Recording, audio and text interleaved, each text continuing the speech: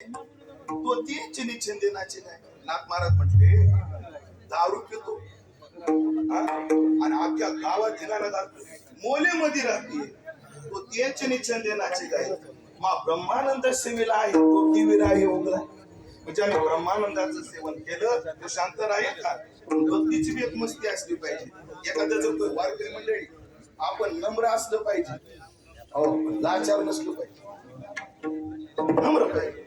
एखादा जर कोणी म्हणा ना महाराज 100 एकरचा बागायतदार असा जर कोणी आपल्या पुढे उडू लागला महाराज 100 एकरचा बागायतदार आहे भाऊ आपण सुद्धा तेवढं टासून म्हणलं पाहिजे बागायतदार पट्ट्याला का त्याचे 1000 अभंग पाठ आहेत. ज्याचं काही खरं नाही त्याची जर लोकांना मस्ती असेल तर परमार्थिकाला अविनाशी परमार्थाची मस्ती का नसावी, का नसावी अर्थात आहे का. म्हणून आज हो की भक्तीचं सुख प्राप्त झालं मग त्याचा मस्ती आहे. मग त्या मस्तीत आम्ही काय करू? अनेक प्रकारचे खेळ खेळू. भक्तीची मस्ती सुखे घालू मुंबई. आता माझा आवाज बसला नाही झोपलेला आहे.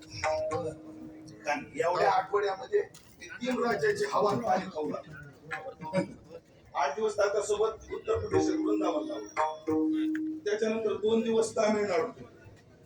उत्तरेत एकदम थंड वातावरण, तामिळनाडू मध्ये एकदम उष्ण वातावरण. त्यानंतर मुंबईला कीर्तन केलं तिथं दमट वातावरण आणि आता कोरड्या वातावरणात आलं.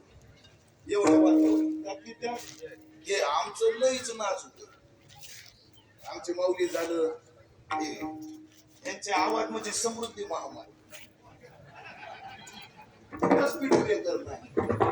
आमचा आवाज म्हणजे प्रधानमंत्री ग्राम सडक योजना आहे. कोणाची कोंबडी जरी मेली तर सरपंचाची परवानगी न घेता स्पीड ब्रेकर टाकता येईल. असं असल्यामुळं जरा सांभाळून घ्या. आम्ही खेळ खेळू कसे? खेळ कसे होते? ज्याने शारीरिक मानसिक आणि भौतिक विकास व्हायचा. साहेब आता लय अवघड आहे. मी 2 मिनिटं जातील माझे. बरोबर 12ला मी संपवणार आहे. तिथपर्यंत आणतो बरोबर.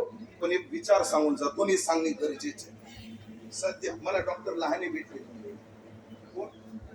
डॉक्टर लहाने तात्याराव लहाने भेटले.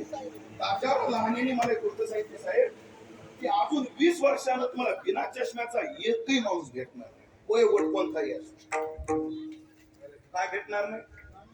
कारण या माता मावल्या लहान लेकरांच्या हातात मोबाईल.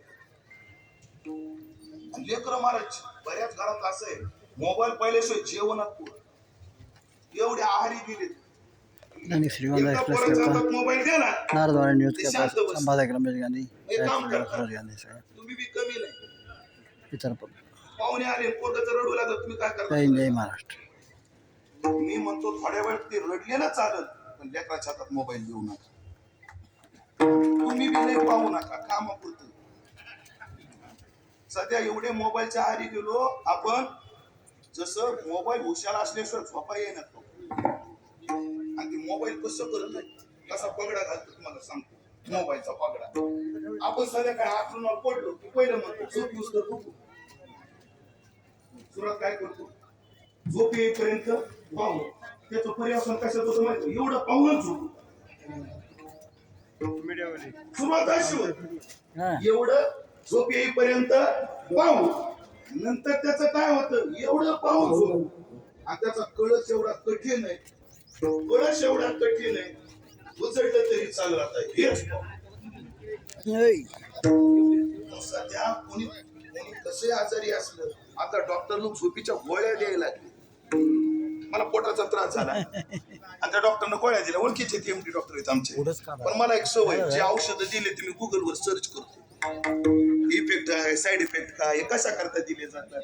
उगाच आपलं मोबाईलवर काही बघण्यापेक्षा मग एक गोळी अशी होती त्याच्यात झोपीची गोळी होती. मी डॉक्टरला फोन केला. मी डॉक्टर साहेब झोपीची गोळी काय?